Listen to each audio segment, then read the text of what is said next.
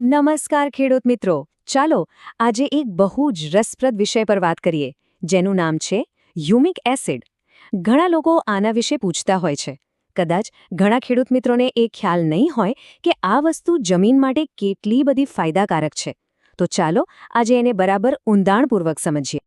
ખેતીમાં એક સવાલ વારંવાર મનમાં આવે, ખરું ને, કે ભાઈ આપણે આટલા મોંઘા ખાતર નાખીએ છીએ, આટલી બધી મહેનત કરીએ, તો પણ પાકનો વિકાસ કેમ અટકી જાય છે? જોઈએ એવું પરિણામ કેમ નથી મળતું? આ સમસ્યા લગભગ બધા જ ખેડૂતોને સતાવે છે. પણ આનો જવાબ ક્યાં છુપાયેલો છે? તો આનો જવાબ છે ને એ ખાતરમાં નથી, એ છે આપણી જમીનમાં. હા, મોટાભાગે સમસ્યા જમીનમાં જ હોય છે. પ્રોબ્લેમ એ છે કે જમીન આપણે જે ખાતર નાખીએ છીએ ને એનો પૂરેપૂરો ઉપયોગ જ નથી કરી શકતી. મતલબ કે પોષક તત્વો જમીનમાં પડ્યા તો રહે છે, પણ છોડ સુધી પહોંચી જ નથી શકતા. અને બસ અહીં જ એન્ટ્રી થાય છે હ્યુમિક એસિડની. સાંભળજો બરાબર, આ હ્યુમિક એસિડ છે ને એ આખી સમસ્યાનો એક જોરદાર ઉકેલ છે.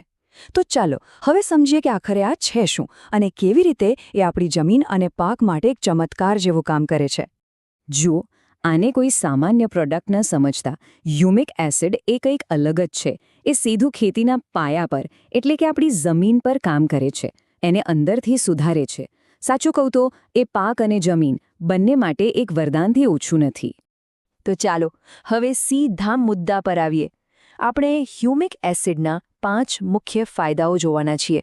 આ 5 ફાયદા સમજી લેશો ને એટલે આખી વાત ક્લિયર થઈ જશે કે આ જમીન અને છોડમાં શું જાદુ કરે છે.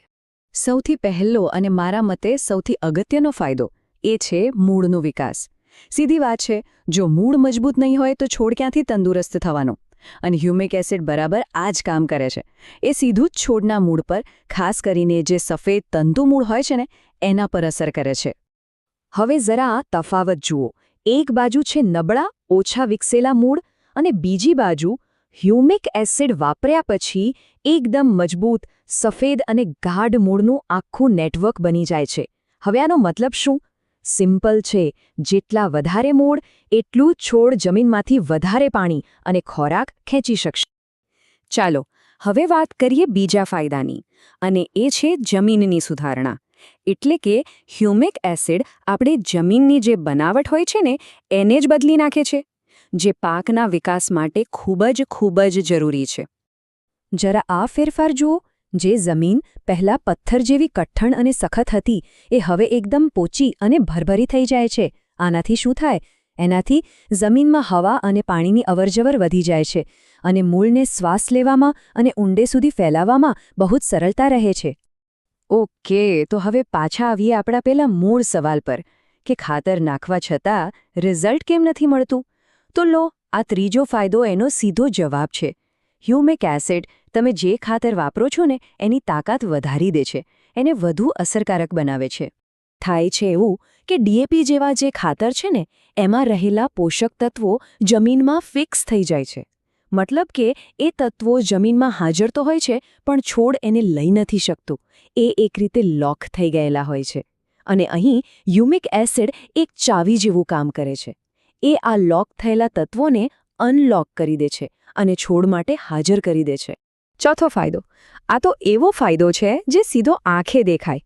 પાનની લીલાશ અને છોડની જે તંદુરસ્તી છે ને એની વાત છે.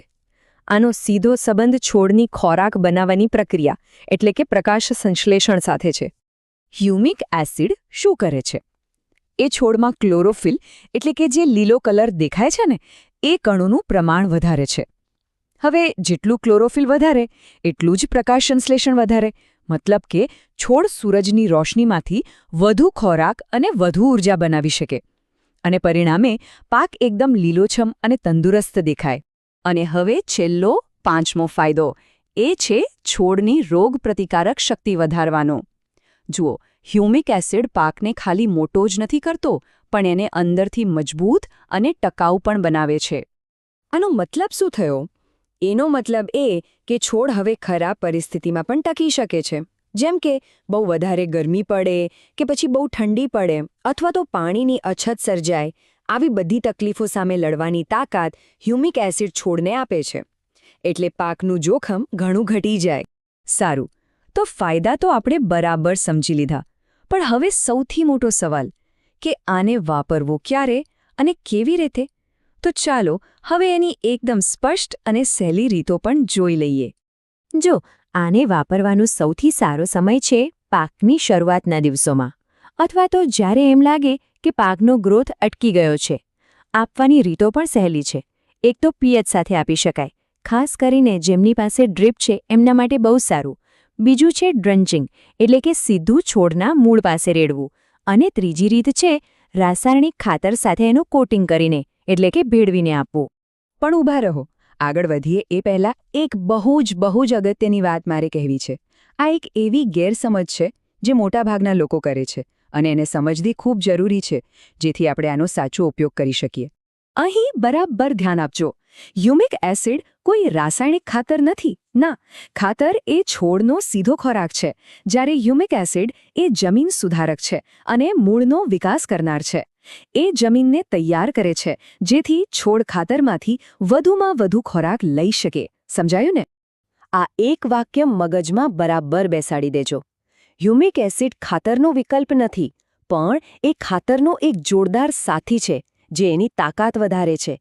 એનું કામ જમીન અને મૂળ પર છે, જેથી તમે જે પણ ખાતર નાખો એનું બેસ્ટમાં બેસ્ટ પરિણામ મળે. તો બસ આટલી વાત જાણ્યા પછી હવે એક સવાલ જાતને પૂછવા જેવો છે. શું આપણી જમીન એની પૂરેપૂરી તાકાતથી કામ કરી રહી છે? કદાચ આ હ્યુમિક એસિડ જ એક ખૂટતી કડી હોય, જે જમીનના સ્વાસ્થ્યને અને પાકની ઉપજને એકદમ નવી ઊંચાઈ પર પહોંચાડી શકે છે.